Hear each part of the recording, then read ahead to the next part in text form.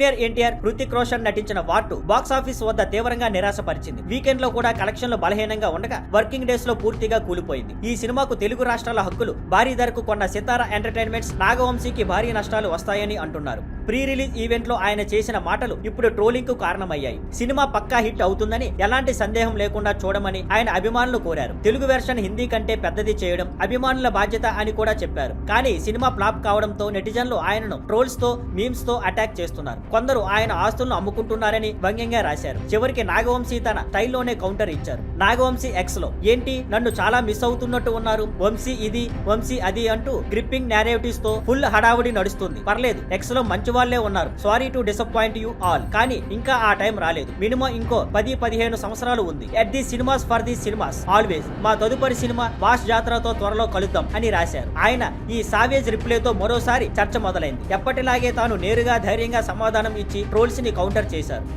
Thank you for watching. Please like, share and subscribe.